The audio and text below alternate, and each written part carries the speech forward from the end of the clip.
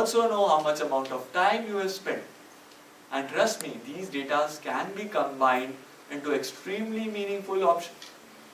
If you want to test this particular hypothesis ever in life, because people say we should be able to test how it happens.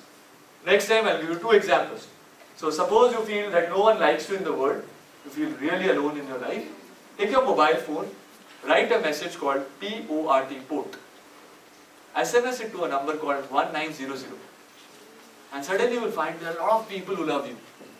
Because you are giving a message to your operator that you are about to switch your operator.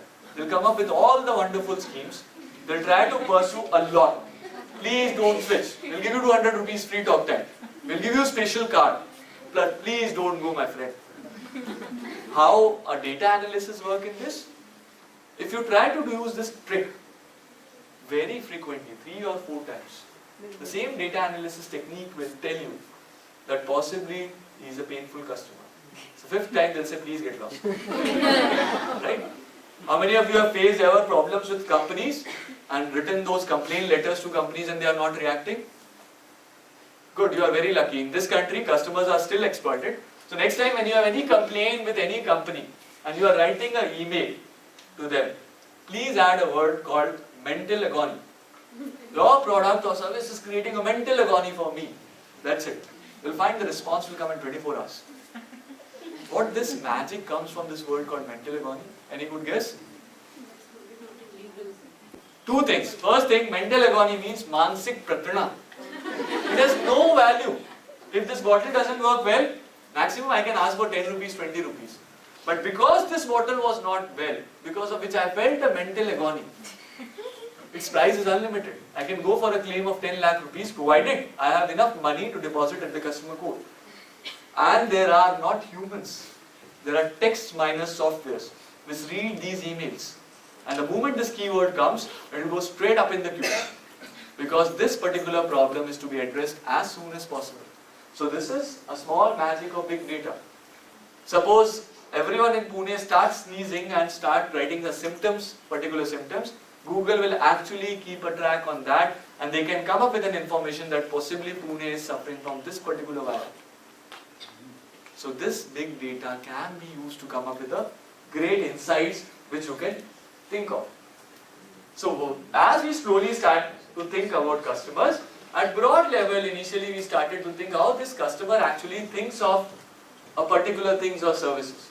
So I'll show you one small classic ad, 30-second ad. Use your heuristic how the world should look like, and these generalizations can create a huge problem. Although each of these heuristic we can talk in detail how they work, but one quick question. I'm so sorry, sir. Are you saying there are no differences in behavior between the genders? There are differences in behavior, but not all the differences are important. Second thing, if we are able to understand the difference in behavior of a male and female, they can be used in hundreds of different ways. For example, in ad testing, how does ad testing work? When you talk about giving an ad, suppose there are male audience and female audience, generally we use what is called script. There are photographs which are shown to them by each ad, and you ask them whether they like it or not. So it's a real life Manorama Malayalam ad which we are talking of. So when they talk to male, all say great, it's a good ad. 5 pictures, I am seeing a storyboard, good ad. When you talk to female, they say it's actually a very bad ad. We are not able to understand. Now why it is happening? Because the way the human brain works. When you talk about a women, right, many people say that the sisters, mothers, or possibly their wives, they are very, very annoying. They keep on asking so many questions. But in order to make perfect sense, women brain will actually process all the information, plug that into a single form and makes a meaning. Male, as you say about target, individual focus, they understand and make some sense out of it. The same feature is not available in women mind, right? Which is a good thing. So, if you just have your heuristic that it is not working, it won't work for women, it won't do. Even kids. Kids' toothbrush is a good example.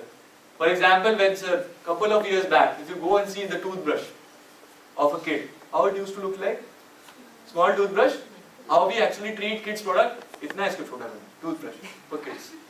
Nowadays you will find there's a difference. Why? Because actually there's a problem with the kid, not a problem exactly. How he assumes this problem is different. Kids don't have this grip. They can't grip the product that well. So possibly if you give a smaller version of toothbrush, it'll just fall.